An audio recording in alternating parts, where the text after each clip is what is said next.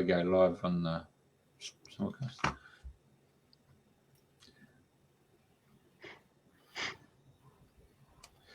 Well, there you go, folks.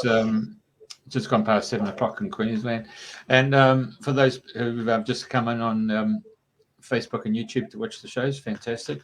Of course, we're in Queensland and we broadcast at 7 p.m. And you'll probably just realise that from next early hours of Sunday morning in Australia, we'll be going to daylight saving, but not Queensland or the Territory or Western Australia. So for our friends down south, just make a note, it'll be 8 o'clock, not 7 o'clock. And naturally enough, you all know the drill. Top of the totem pole in the Northern Hemisphere, in the lady in pink is Andrena. And the two men are in black.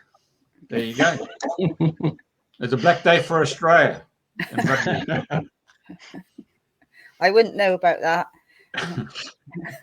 Okay, welcome everybody. And for those old and new listeners to Dreaming the New Dream, today it's Thursday, the 28th of September, and we've only got a few days left before we hit October, would you believe?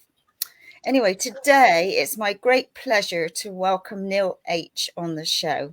Welcome, Neil, and it's lovely to have you on here. Hello, Andrena, and thank you for having me. Lovely to be here. So we go back, we were just talking 1997-ish, when my sister and I and Sandra, we all used to go to Bill Harrison's workshops and different things. And then Bill always used to play your music. So I know you sort of hit the scene around that time. And I remember he always had the picture of Patrick's of healing hands and playing your music. So we've had your music ingrained in our ears for quite a long time. Yeah. So, and I've got CDs of yours and I've seen you at the shows and all that. So I love your work. I love your, thank you. How you put it all together. So would you like to start how it all started? Did you come from a musical background? Were your parents, would you like to share your story? Okay.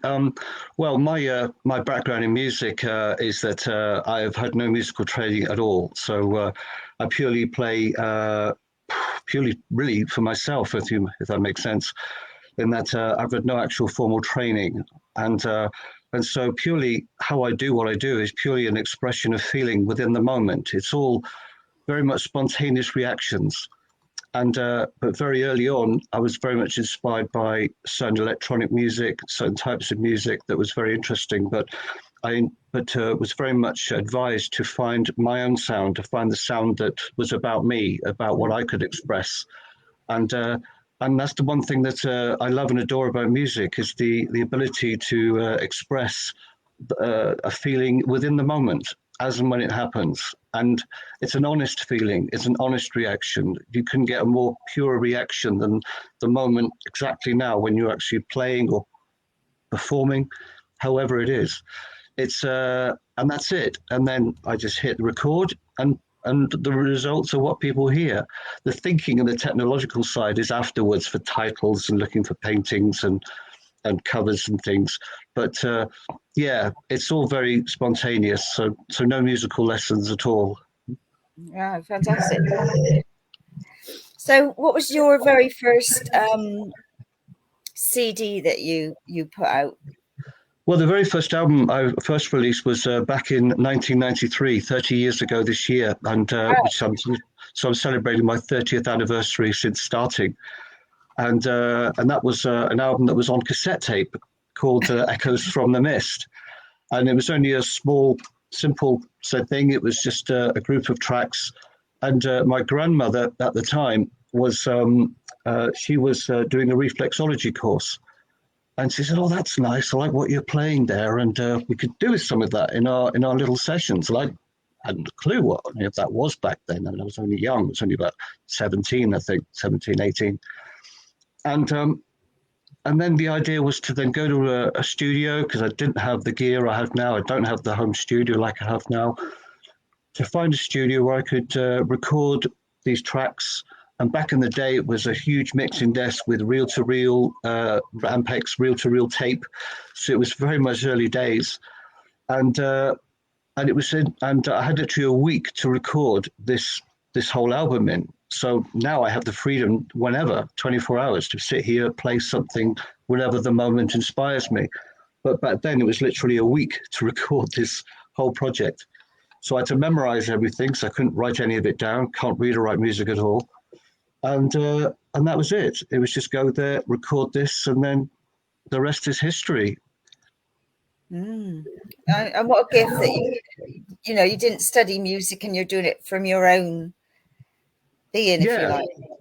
Yeah, well, I'm not kind of influenced, if that makes sense, from those kind of structured ways of working. I just play purely how it feels, or why would I feel it otherwise? It's there for a purpose. It's there for a reason. The hardest part is actually being here and being available. So I'm here and available without the distractions of life, you could say.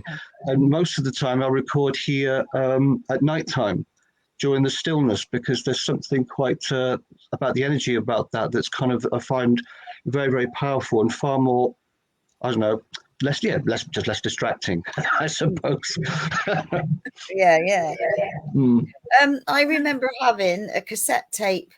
Oh God, I can't remember when. You used to, I can't remember exactly what it was, but it was something to do with my soul's frequency or something. And you put something together, and I remember I used to play it in my little cassette. Oh, right, yes. That was something that I did early on, or quite a few years ago. So I worked on variations of working not just with music, but actually with sound itself and certain frequencies and things, and seeing how certain frequencies can affect the body and the mind, and how certain ways of working with the sound and the vibration of the sound can actually enhance someone's ability to relax easier, to relax better, to be for their own for well-being. And rather than the structural themed music, what about the individual's own particular sound? And I did a thing called, I think, Resonation of the Soul, I think it was called. I can't remember. Where it was taking someone's name and turning the name into a sound, into a chord, so they could feel their own vibration, because everyone's going to be different to everyone else. And that was part of a thing that started my kind of vibrational album series, which went on to be planets, angels, and zodiac signs, and other colors and other different things like that. So yeah. And that's a different approach. Yeah. So you don't do that anymore? No, I mean, I used to do it. It used to be on cassette tape, of course, but then cassette tapes don't really exist anymore. And it's a bit of a challenge to do it on CD, but also because it was a very personal thing, and I used to do it on a workshop basis, where I would take so many people and then turn their sound into their name into sound. It was a fascinating thing, but also it took a lot of energy out of me personally. I enjoyed it immensely, and maybe it'll come back to that. But also I found that that particular process could work very well on a generic level. So to go with albums, to do with angels, planets, colors, things that people could use for like chakra cleansing, things like that, on a more of a group scale. Right, you mentioned earlier about your awakening. Would you like to share how you've become awakened? My awakening? No. I don't quite know how to answer that.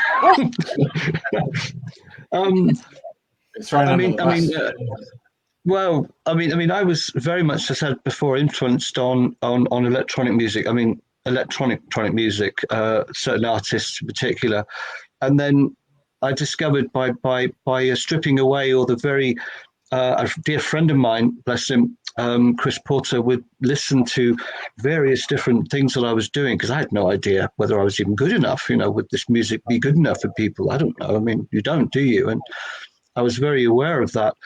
And he would kind of listen to bits and say, well, that's nice. This bit here is nice. That bit is nice. And I would strip away all what we called the work stuff that's already been done, the more high-tech, technical kind of music, and then focus just purely on the simple melodic melodies that would kind of create a sense of peace, relaxation, just something. In other words, to find my sound. So I suppose you could call that an awakening from where I was discovering my sound and where that could lead. And then the multiple ideas of where that could lead again. And all that is all intuitive. I mean, if I had an idea for a piece of music right now, it would be now, I'd record it, and that would be it. What will happen next? I don't know. It's all down to being, as I said, available, ready in the moment to be here to record and allow the moment to dictate that. And I wonder how many people can say that when they do their music.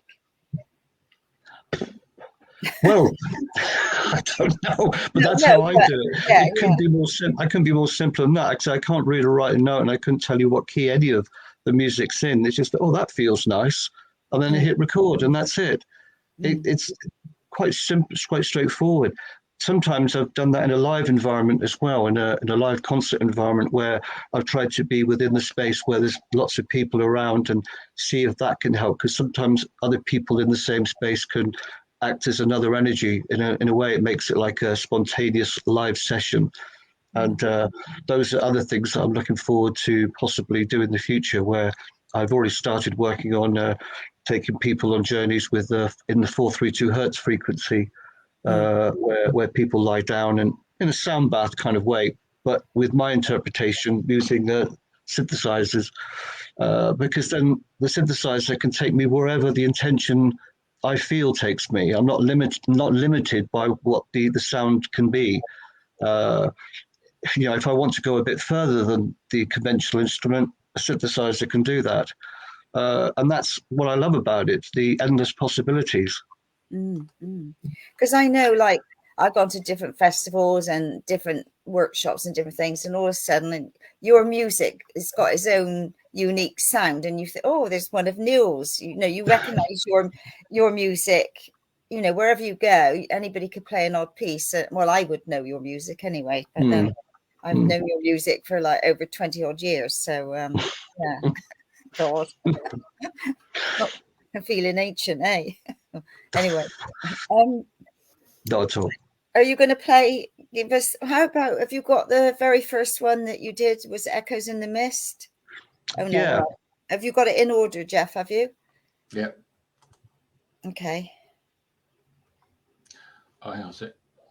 Because I used to love your whale one, then I loved the mermaid one, and then I love, you've got so much out there. Just hang on a sec. I thought I had that set up. So do you do, while he's looking, do you do many? Yeah. I know you always do the Secret World weekend.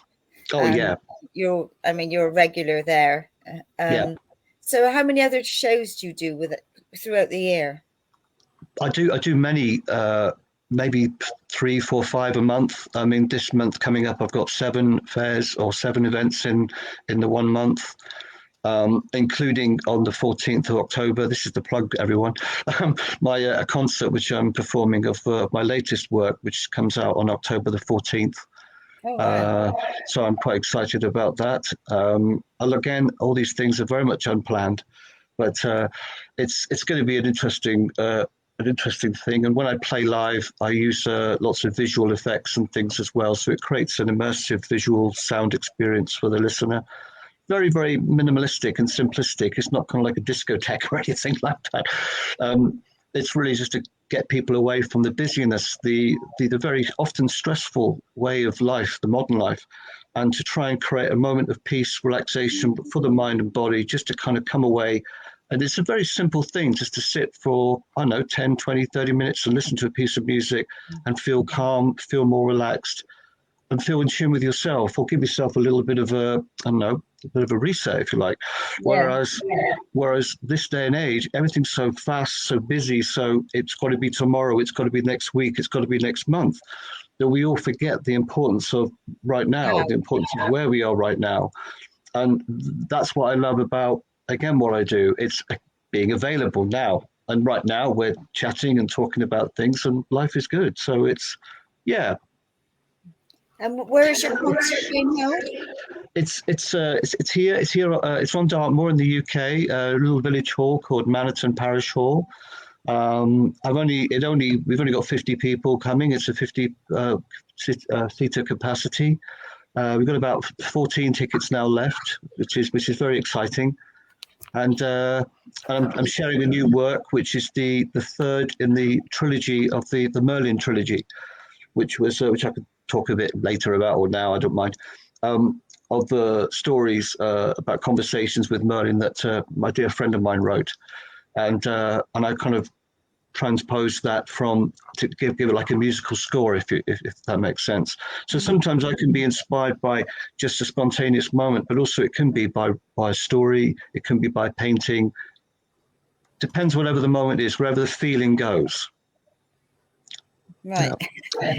All right, Carol's, so you're ready to... Oh, yeah, sorry. No, I was just going to say about Carol's put about Neil's music. Oh. H stands for healing or happy. Yeah. No, yeah. Excuse me. Okay. Okay. And then That's very lovely.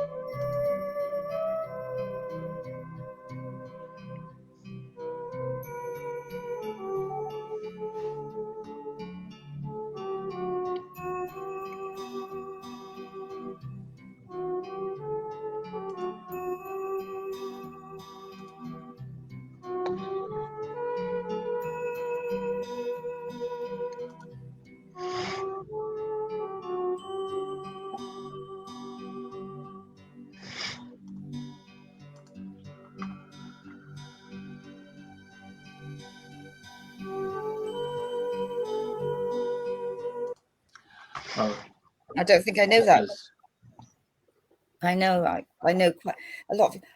Do you find like people at the show still like to buy CDs? Because like I'm the older brigade, and I like a CD. I'm not one for downloading MP3s and all of that sort of stuff. But that's just me. So do you still find that you're selling a lot of CDs, or do people say, "Can I get an MP3?" Yeah, it's a bit of both actually. I mean, it's more of I mean, people see the CDs there, they listen to it, and of course, they may decide that. But I'm probably getting about 45% now of people on the stores asking, "Oh, I don't have a CD player anymore. Can we download it? Can we do this? Or I must get my CD player out again," and things like that. But in a way, that's what I like about it, because the music again brings the people to the stall, and then they then hear something they're interested in, and then the conversation starts. I have in the last 2 years or so produced a USB stick where people can literally purchase a USB stick, choose what albums they want, and I can put the music directly onto the USB stick. And that's been a nice option also for the downloaders, shall I say? But yeah, I mean, I've created a Bandcamp page, and people can download everything that I've done on MP3 via my website anyway. So yeah, it is a kind of a variation. Although more people are coming back to CDs, I'm finding that this year has been a very, very good year CD wise. You just never know. A lot of it depends on the audience, but also the area I go to. It's always a fascinating to find out really what people are looking for. But I try to have everything available where I can. Okay, Pathway to Wisdom. This is the first of the Merlin trilogy. which was first released back on cassette tape again in 1997, which would have been when I would have first gone to Bill Harrison's Healing Weekend in his garden, a little kind of garden thing. I remember it well and vividly because I had a tiny little table, not like the big, vast, almost array of CDs I have now, literally about 4 or 5 tapes all just lined up. And Bill was always so incredibly generous with his way of just being, and his way of encouraging. That's the word, encouraging me to play, to always be there available to play music on the stage, to talk about it, to share it as often as possible. He'd often say, "Up you go, and you and play a bit more," something like this, and it was wonderful. Really was fabulous memories. Yeah, gosh. And that's the other thing with music; it can create such a fabulous memory. Instantly, when you hear a piece of music, you can remember where you were when you first heard it, or who you were with, or whereabouts you were. It has a almost timeless quality with it to it. Excuse me, I got the sniffles this morning. Oh, bless. What was I going to say? What is your most favorite piece for yourself? Is there one that really? Well, the obvious and question's going to be, they all have a special part of me because they're, in a way, they're kind of a sonic biography of my life, really, from the age of 17 to now. So they all have a potential, but certain ones stand out because of what they meant. I did an album in 2019 based on the seasons, and it was based on all 4 seasons. But I had the idea to record each part of each season at the height of each season, so the equinoxes and solstices. And we couldn't do the spring version live because of the pandemic. So I invited Nigel Shaw, wonderful, beautiful flute player here on Dartmoor, to add his sound. There's certain sounds that, even though I like playing a lot of music myself and playing as much as I can myself, there are certain particular sounds or certain energy from other people's sounds that I like to merge with mine and create textures and colors that can really stand out as a combination. And I've respected and known Nigel's music for many, many, many, many years. And so for me, this was important. This was quite a unique thing to actually share a stage and perform this music with him for the first time after knowing him for so long was a real highlight for me personally. And I always liked the Seasons project with him because of that memory of that. But I'm always going to say the next album, because I don't know what will happen next. And that's the exciting part, the unknowing of, where am I going to go next musically, and how is that going to be presented? Because I honestly don't know. It's just another spontaneous, channeled, intuitive reaction, if you like. Fabulous. Right.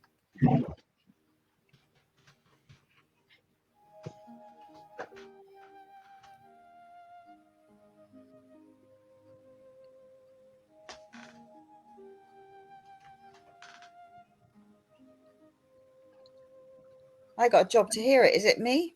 Oh no, I lowered it down so that we can have it simmer in the background and you guys could talk. I'll turn it up now that you guys have stopped talking.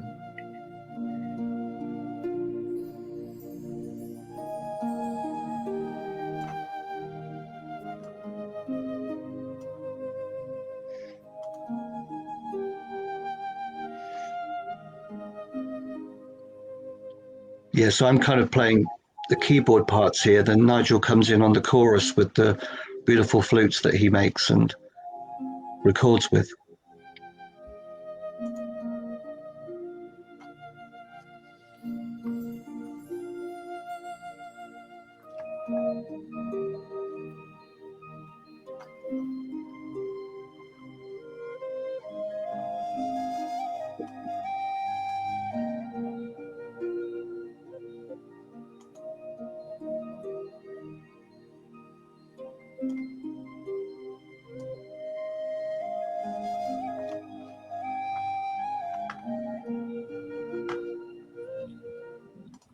All right.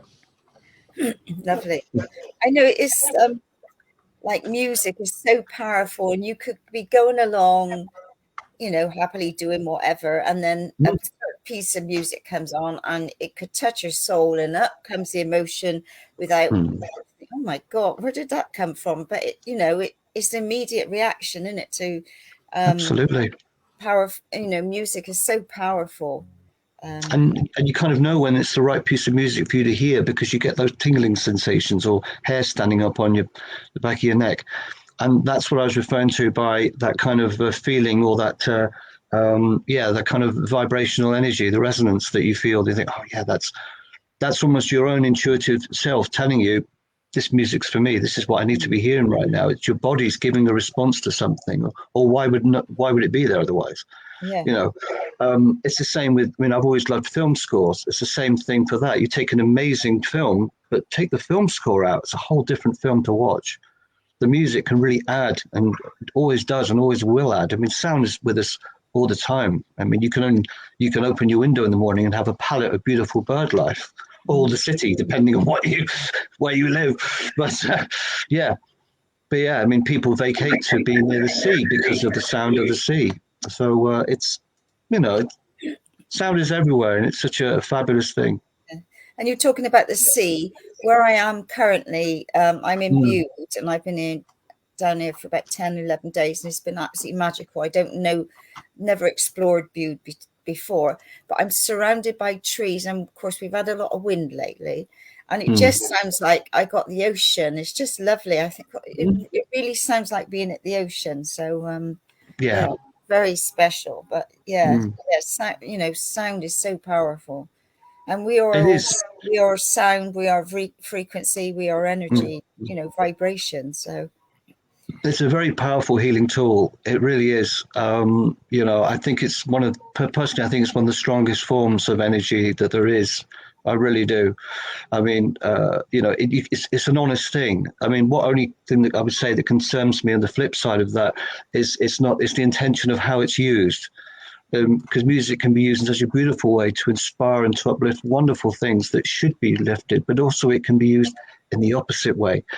And that's something that, you know, that's disturbs me a lot, to think that such a wonderful, beautiful thing is being, I don't want to use the word too much, abused, but is being mistreated for other purposes and for other gains, other than the source of the intention of what it should be about, which is the pure link to the raw energy of the universe. I know. Like, you know, King Charlie's event, I thought it was like a blimmin' funeral. That's my thoughts. And I thought, my God, it was such a somber affair. And I thought, why don't they have something more uplifting? And, you know, anyway. That's so a different type of music again, of course. I mean, I recently went to Wells Cathedral and saw some beautiful 400-year-old choral music being sung. And that kind of had my hairs standing up. To think, wow, this is incredible. You know, because that's the difference when you're in these places and hearing those voices singing. Oh, I mean, it's quite something very, very special and fabulous. So you don't have to plug it in. They were just singing purely with the voice. And that's beautiful harmonies. But I mean, 400-year-old music still being sung now, it's just, it's a legacy that is vital. I think it's a vital legacy to our heritage. You know, music's constantly changing all the time. I mean, music now is really all about image. It's very much about image. It's not, I sometimes think it comes away from what music is about, the raw pureness of where sound comes from. It's not about hear the music, is about the person that goes with it now. And I've always felt that for me, the music is before me. It's very much before me. I'm just the vessel, the channel of which something comes and emerges. And if people want to hear it, enjoy it, wonderful. But equally, that's what I've always felt like that way. I've always felt that way. It's never been about me per se. I mean, obviously I'm here and I do what I do, but the intention of how I do it is a clear message, and there it is. And people hear it when they hear it back on the CD or the download or however. They're hearing it from the pure intention of how it was first came through. There's no, oh, I now must go and do this, or I'm promoting this with it, or I'm promoting that with it. It's not about that. So Sorry, went a bit heavy then. No, it's fine. How many CDs have you put together altogether? Well, with my latest one coming out, as I said, at the October 14th concert, it'll make 35. Wow. And I've done numerous other projects for other people as well as commissioned projects, which is all spontaneous. So I record the voice and then build the music around the voice as if the voice is telling me the story of where to go with the music itself. It keeps everything individual that way. Everything is, again, spontaneous, totally in the moment. And I never stop and go, oh, I'll go back and re-record. It's just, there it is. And long may it continue. And your covers, they're very, I mean, a lot of them are very celestial, and I mean, they're beautiful. Yeah. I know a lot that you've had with Patrick. Are all of these Patrick's, or are these a lot of your own? Well, the paintings are very much as important. Important to me is that that's one of Patrick's there now, Winter Stillness one there. A lot of the all the paintings are as important to me as the music itself. They're the music's identity. I always like to have the energy of the cover to have some sort of connection, or have a connection to the music, rather than just be a pretty image to sell an album. You know, it's got to relate. And so that one in particular we're looking at now with Winter Stillness was a Patrick Gamble image called A Winter's Dream. And I was playing right here where I am now, just playing some simple piano, some choirs, bell sounds around winter time. And I thought, I quite like that. That would be quite nice. And I'd re-recorded some of my previous pieces in the 432 hertz frequency. And then asked Patrick, I said, well, I've seen this picture and it resonates with what I'm doing around this era, this time of the year. And it might provide a bit of winter stillness in the sometimes difficult times winter can bring for people. And this will create a moment of calm. And as always, Patrick was incredibly supportive and very kindly gave us permission to use the image. But he's not the only one I've used. I've got other artists as well who have used paintings and things. That's actually a photograph of me stood in the middle of a field. Really? Yes. And elements, meaning elements of me, elements of my music. So elements, I created 3 playlists over the lockdowns, and effectively the idea of that was to create long tracks that people could listen to during what could have been a difficult time for people, so they could hear full samples of my music.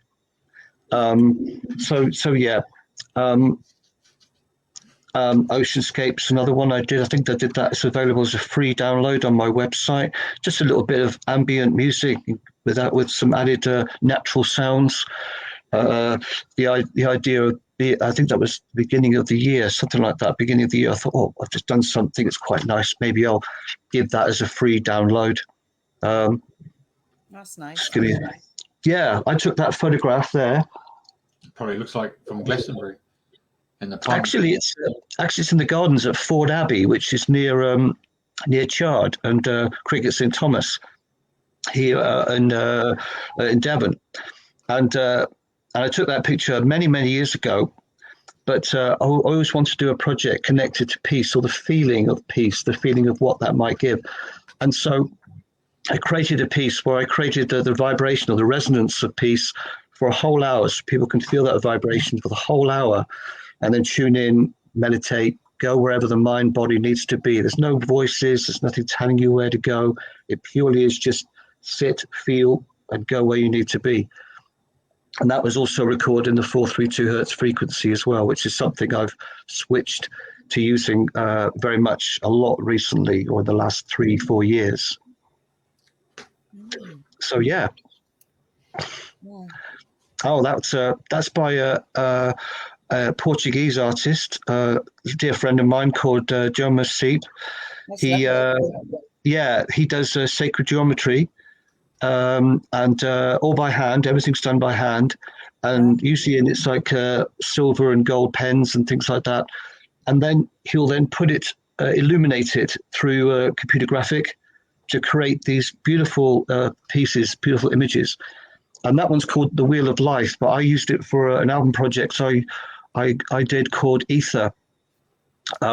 Ether being the fifth element that combines the four elements together. And I was very much drawn to the idea of this less is more feeling. And what would that space be like to meditate on? What would that be like to be? So I created a piece of music, which is an hour. Originally it was 8 hours, but it had to compress it to an hour because it's using a system called generative music. And generative music is bringing a more mathematics, scientific side into working with sound. So I'm starting 3 notes off at 3 different intervals. And by the time they all syncopate all next to each other or become in tune with each other, you're talking weeks, months, depending on the sequence. And so I like that because it's an ever-evolving energy of sound as opposed to a piece of music where you can hear the beginning, the middle, and the end. With ether, it's constantly evolving, a constantly evolving texture. Because the mind can't work out the beginning, the middle, and the end. It just drifts. And so it's good for meditation. Maybe that's another plug by me there, but yeah, why not? No, this is all about you, Neil. Resonance of Zodiac, that's another one of Joma's images, lovely Zodiac one. And that was a 2 CD one I did based upon the vibrations of the Zodiac signs. So it takes you through the different Zodiac signs. But yeah, and that kind of bridged the space between my Resonation series and the reflective work that I did. Ether is part of the reflective music, reflective thinking, reflective meditation, just thinking inwardly. Whereas vibrational healing is a different thing altogether. And that's about 10 minutes per Zodiac sign. So people can see it. Yeah.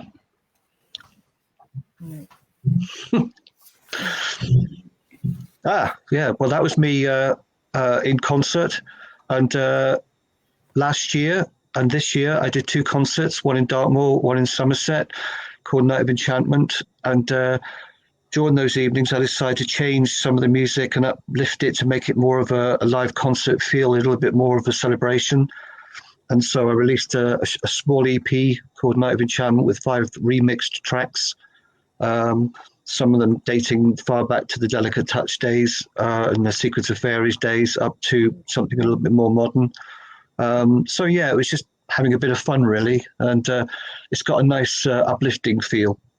And there's my latest work, my latest album. That's that painting is called Across the Dimensions. It's by a wonderful Cornish artist, which is appropriate as you're in Cornwall in Bude, called Ian David Spencer. And I met Ian a few years back now at similar Mind, Body, Spirit events where he's exhibiting his work. And 30 years on from Echoes from the Mist, it was just a perfect follow-on painting. The image just immediately said, yes, that's the painting that I need for this. And so I asked if I could kindly use permission to use it. And what's lovely is he now uses the music as well when doing some of his work. So in a way, we all work with each other. You know, I mean, colors, how we see energy, sounds, how we hear energy. So the two combine perfectly. But so yeah, that's was a lovely project I did with my friend Chris Porter. Chris Porter is a man whom without I wouldn't be doing music. I was very much a teenager looking for direction, if you like, and he was very much someone who had a good ear to listen. But while I went to visit him, he was playing the kind of music I do, or kind of gentle music. So that's nice. What's that? And I do that kind of thing, and that's when our connection started with working together. And he writes beautiful words, beautiful poetry, and this is a connection between his poems and my music together. So a lot of his words are about philosophy, about a lot of it's deep thinking stuff. It's really, really lovely. But I find him very much a life coach from that perspective. It's been very, very supportive and continues to be. And he also wrote all of the Merlin Saga trilogy as well of stories, which were conversations with Merlin as if he was like a guide, a spirit guide. No connection to the Arthurian legend, but which is very uplifting, inspiring. But word, like music, can take you places, can add a different dimension of thought. I tell you what else he's done. He's got words to music, music to words. And whilst you look like there's a candle here, you can see the male face here, and then you can see the female face here. That's it. Yeah. He's playing words. And that was his design. He also designed that, and he wrote a lovely poem about that connection between the two, which is which the book of all the poems comes with the CD. Yeah, that's interesting because like a lot of people do the music and then they bring the words in, but there's a lot of people, like you say, written lovely poetry and words, but haven't got the music to go with it. So interesting. That was the follow-on. Again, his own design, but he had written a lovely selection of poems, I think back in the 80s, and he always carried around a notepad and pen in his back jean pocket, hence the cover. And always ends his letters to people as love and friendship, Chris. That's just the way he is, such a lovely and very inspiring gentleman. And he then asked me or commissioned me to write some music for this project. Very, very simple, but very, very beautiful words and poetry. Yeah. And as we did the Seasons album earlier, this was the worded meditational brother or sister album, if you want to call it that way. Whereas Chris has written reflective words on each season, so people can listen to it at the beginning of each season to meditate on each season, or whoever it is. It's again lovely words. And at the concerts when I promoted this album, he would read. That would be the intro to the concert, where he would read each of the passages out to the audience before I would take them on the meditation of either spring, summer, autumn, and winter. Lovely. Bit like Vivaldi, eh?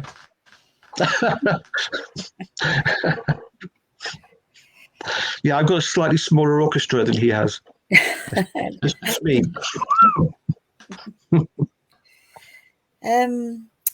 Right. So are you playing anything else?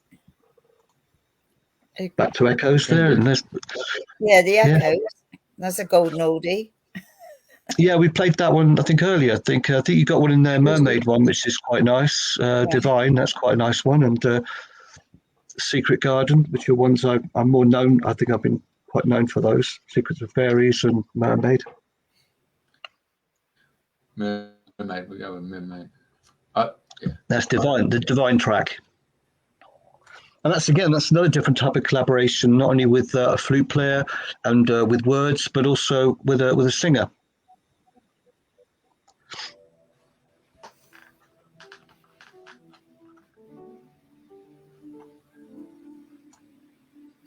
I don't know, for people that used to go to Bill's and the workshops and what have you, would this like a reminder of going back in time, eh? Yeah.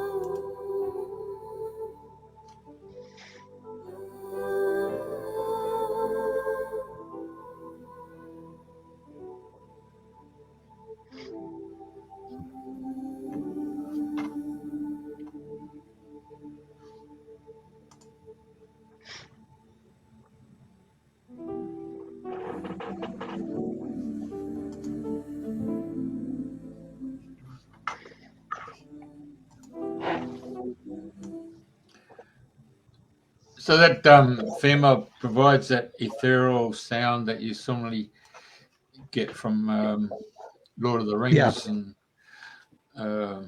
quite celestial and ethereal, isn't it? Yeah. Well, I had her down to the studio just to do some sessions to see what would happen. It's very spontaneous, intuitive again. There was no real project in mind as such. And it was only a few years later that I still had samples and things of those particular stems of the voiceovers and things and the tracks. But I thought I could work well with that. And it was just too nice not to do anything with. And so I used that voice on several parts of the Mermaid album, which works really nicely. It was lovely to use a real voice. I mean, I've got lots of synthesized choirs and voices here, but there's something about the real voice that really comes through on particular tracks or particular projects. Because that's the other thing. That's also another spontaneous thing. If I think, oh yeah, I need a bit of this or I need a bit of that, like the flutes with Nigel, like the voice on Divine or wherever. I mean, I'd also worked with Celtic harp and acoustic guitar player on the Waterfall album, which I did many years ago as well. But I met them on stage at an event in Penzance in Cornwall, and they just happened to be playing one side of the stage. I was playing the other, doing my thing on intervals. And I said, oh, why don't we try something together? Oh, let me just start playing, and I liked the connection of what we're doing, and then the rest ended up on an album. So it could be as easy as that. You never know. Exactly, yeah, because it's true, it's honest, it's how it is. It's not for any other purpose than to honor the music itself, and that's the main thing for me. I try to honor whatever I receive musically and do my best if I'm able and capable to share that. Great. Yeah. So when go on. I see in your studio there, and you got the window that you're looking out to. I noticed that when you watch like guys like John Williamson and got the orchestra, and they put up the movie that's in movies right there, and then he's got to compose the mood of that particular scene. Yeah, so obviously they have a storyboard that's going to dictate how that particular scene's going to be played, and then he's got to then improvise to play that particular music, whether he's going to take you into the heart space or whether you're going to go up into the higher realms, or whether you're going to be feeling boom, boom, like the depression, or somebody's coming, the Alfred Hitchcock type theme. That's a really art form, and I know, speaking with Tim Weeder at the Healing Weekend, when he was classically trained, and he was as an apprentice, I think that's the best way to say it, was sent to Paris to work with this maestro, and of course everybody knows him as Tim, but this Parisian would call him Timothy. Timothy. And he was expected to play with his flute. Tim was saying to me, the Louvre might have paintings, but this guy has got paintings. And all his Parisian friends would give him all this artwork, and he said, it's just amazing. And the guy would simply say to him, Timothy, play that picture. And I tell you, when listening to Tim, to find how you might have blue sky, and then you might see an eagle up in that sky, and then you might see a sparrow, or you might see a hare, and he's got to dictate. I tell you, it's an art form in itself. So having that knowledge given to me by Tim, and then hearing you today, your time, expressing and explaining the same thing, you're not coming from a headspace. You're actually coming from the whole body, your whole skin as an organ is actually making you, or putting you in a position of feeling the emotion of the actual piece of music. I commend you. Absolutely. I think it's fantastic. It's a fantastic gift. Well, I mean, that you hit the nail on the head of that. It's very much that spontaneous feeling, or why. I mean, whether it be a big film score like John Williams or a painting like with Tim, how they react to it. That first reaction is always the most important one. Because the moment you start thinking, you lose the process of that pure channel happening, because you're so wrapped into, it must be like this, it must be like that. But you'll never ever beat the real pure intuitive first moment reaction. And that's what I try and be here and available for to do. Which was a nightmare when I was working before I was full-time doing this, because I would have to almost kind of draw waveforms on napkins or kind of la la la down to a dictaphone or something like this. It was a very, very strange way to be, but you know, but it's something I enjoy immensely, and I hopefully will continue doing if I'm able and capable, and the messages or the music still keeps coming through me. So we're going to play the last one, The Secret Garden. That's from The Secret of Fairies. Secret of Fairies, yeah. Secret Garden, yeah. That's one I did back in 2003. 20 years ago now. 20 years ago, yeah. That's 20 years ago, yeah. And Beyond the Mist, my latest one is this year. So yeah.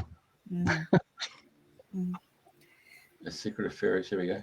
So what I was going to ask was, like when you're quiet, do you sort of hear the sounds come in, or do you just feel it? How does it sort of come into your being, and then you think, da da da da? Well, exactly like that. I mean, sometimes I can wake up in the morning and I've got a tune in my head, or I've got a song in my head, whether it be a song, because almost my body is saying that's what I need to hear. And if I can't actually hear it because I don't own it, then I must write it or record it or do something with it. But yeah, it can sometimes be that, or I could be watching a movie, or I could be watching or out walking in nature. It just all depends on the moment itself. But yeah, very much that can be it. Or it could be just here, just playing around with sounds, and I like what that's doing, and then hit record. It's very, there's kind of no fixed process. I can't sit, for instance, I never sit down and go, right, this week I'm going to write a best-selling album, because you're creating a very dangerous feeling for yourself. And that's the lovely thing about being an independent artist, because I literally can just go wherever the mind, body decides for me to go. There is that loveliness to that, and the idea that I can go out and perform it, share it, and go to events and things is just wonderful. The reactions that people get from it is wonderful. It's magical, and I'm always incredibly humbled by the responses, But as long as I stay true to me and true to the intention of what I'm doing with music, then that's it. I suppose when it goes beyond that, then I'm not being myself. Yeah. So it's honoring me as well as the moment and the music. Fabulous.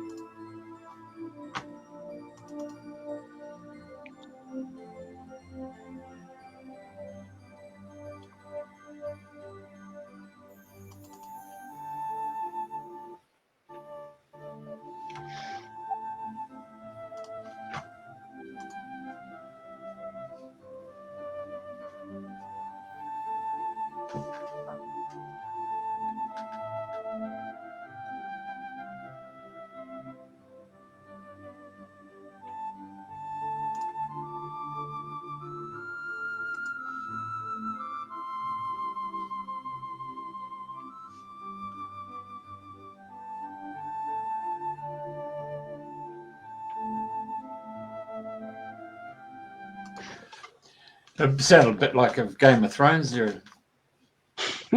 Written before Game of Thrones came out of my head. Yeah, exactly right. Yeah. So it takes you into that space, doesn't it? Well, that's it. It takes you to a place, and music can transport you to all different places and moments of feeling. Yeah. So 432 has been a new beckoning for you. Yeah. In the last 3-4 years, I've been switching from the 440 hertz to 432, which is the frequencies that tune more into the frequencies of the universe and to nature. And it's made such a difference. I really find it's made such a difference. And I never even knew I was playing out of that frequency until it was given to me by a fantastic handpan maker and player called Philip Bramhill, who sadly passed away this year. And he was basically at fairs like I do, and he was playing his handpans. And I can't play along with your music, Neil, because you're on a different frequency to mine. Then he told me about the frequency of 432 compared to the 440, and I then researched it and then decided, if I can tune my studio to that, great. And I could do that, and that was another enlightening moment, you could say, or awakening moment if you want, and I've not gone back since. It feels so nice. It's a real lovely purity of sound that works lovely, not only for the healing sounds of handpan, gongs, and things, but also even with the synthesizers. It really creates a whole different level. So how do you actually do it with your synthesizers? How do you mean? How do you actually do it? How do you? Well, I've got to. Well, my software here. With the software, I've got to tell the software what I've got to tune the software to a particular. I can tune it to a particular frequency.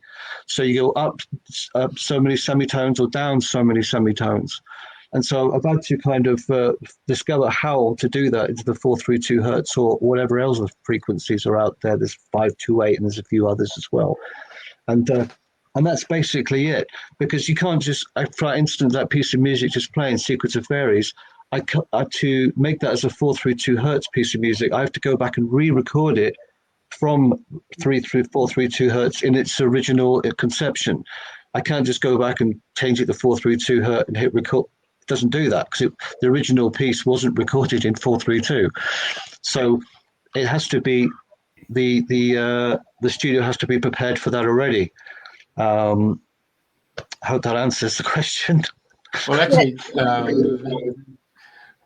I've actually been looking at putting all our songs onto 432, and there is a conversion software program that will do it. Oh, there is. Oh, okay. I wasn't aware of that. See, I'm learning something new every day. Well, I do know it's going to be a lengthy job, but I haven't been given it some really serious thought. Yeah, I thought after doing 34 albums, to go back 30 albums and start again would be a bit of a challenge. Although with the Beyond the Mist one, my latest album, that CD2 or the second CD on that is the same Echoes from the Mist from 30 years ago, re-recorded into the 432 hertz as if I'd recorded it now, which I did completely from scratch this year. And I thought I'd do that to honor the 30 years. To kind of as a celebration, which was a nice process. It was nice to revisit that and think, well, how would I record that album if I'd done it now? And so same melodies, just some of the different textures, and of course the frequency changed to 432. But really, really enjoyable and moment or memory to revisit. Andrea actually asked you what inspires you. I mean, I was just sitting here thinking Archimedes was having a bath and he got Eureka. And then you wake up in the morning, you might have the muses have downloaded the song in your head, so the rented space in your head. So do you have a little voice recorder and do you hit it and then just I don't know, whistle the beat or just hum the beat or something, where you have to come to the studio straight away to actually compose and hit record? I kind of like to have everything here available and ready, so that just say, everything's on available now. So if I get an idea for something, then I can do something right away. There it is. So I can be doing daily things, daily chores, whatever I need to do here, or obviously I have to get it all up and have it all switched on ready. But I largely keep the theme or the tune in my mind until this is all ready to play. If not, I've got another song on that I'd like to play in the morning, and I'll put that on. Yeah, sure. it's just a very simple process. Some people will turn the radio on or the TV on. I tend to go with music. Sure. Hey, in the morning there, you get the wildlife, or the bird life, I should say, and they're all flicking around and all that stuff. Do they give you any sorts of inspiration? Oh yeah. I've used natural sound, and I've recorded natural sound for several of my albums. Rivers, streams, bird, rain, river. It depends really. I'll get on the project, but yeah, very much. The dawn chorus here is fabulous. Yeah, right. Amazing. Yeah, nature is a very inspirational thing. Very inspirational. Okay, very good. Fabulous. Was I going to ask something, or you might have answered the question, Jeff? Because I know I was going to say about the 432, because that seems to be the key these days. What price are you selling your music on this one here? Well, I can only give you the prices in British pounds, I'm afraid, Jeff. So That's okay. I don't know what the equivalent would be. But you can download full albums on my website from £7. There's some single tracks on there for £1. There's the free one, of course, I mentioned earlier with the Oceanscape. Bandcamp's different, of course, because they've got their own things that's on there. And besides, what's on Bandcamp is only a selection of my work. I'm slowly processing all the work over onto Bandcamp, but everything in particular is on. The whole catalogue is available on the website neilhofficial.online, and you can also hear extended samples on the music samples page. So you run here in a quick 30-second snippet. You can go to the music samples page, hear a good 10 minutes per album. And then the CDs. £11, and then there's a postage charge, and that's about it. Yeah, I mean, some of them vary in price depending on the length. So double albums are a bit more, and there's a triple which is a bit more. So yeah.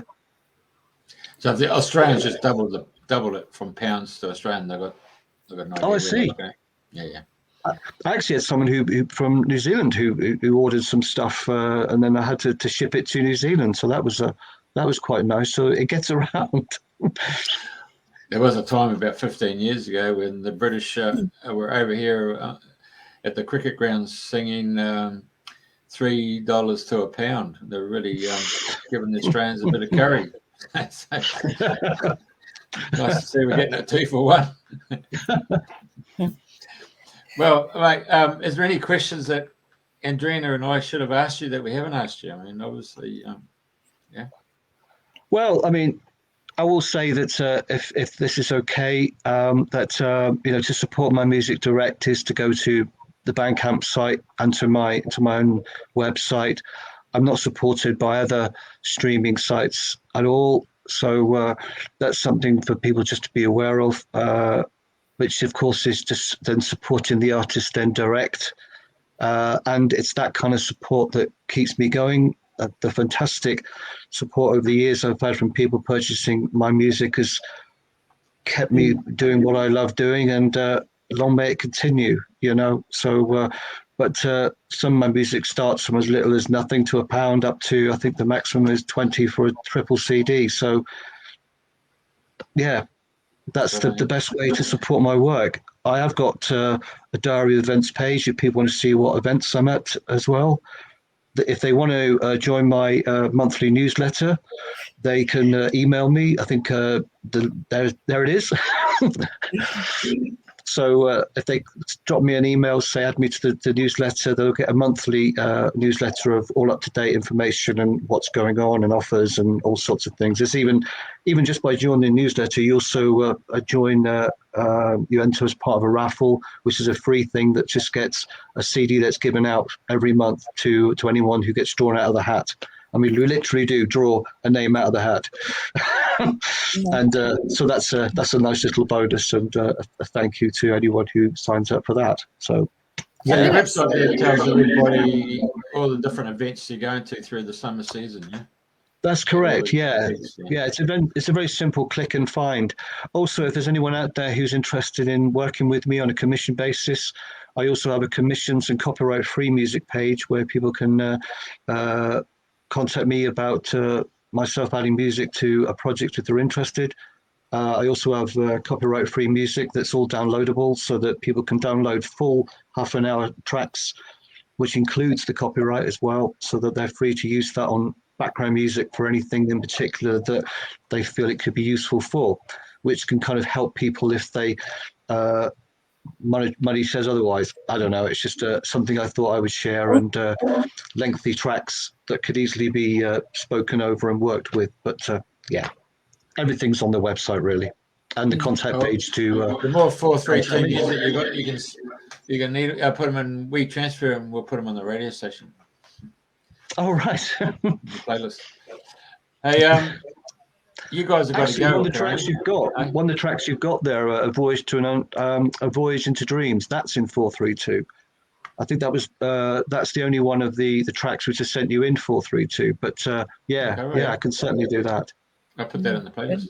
Definitely put it Brilliant. on the playlist. All right. Okay. Andrena, you got anything else to say? No. No, it's been an absolute delight, Neil. It's lovely to see you again. And like I said, didn't have time at the healing weekend because the weather was so atrocious on the Friday. It was interesting. It was interesting. Yeah, well, thank you both so much. It really is a privilege to have been asked to come on your Dreaming the New Dream show this morning and this evening. And I wish you both well. And thank you to everyone who watched and listened. It's been a real pleasure. Well, thank you for coming. It's been an absolute delight for us. Thank you, Neil. Thank you. Thank you to everybody that's tuned in.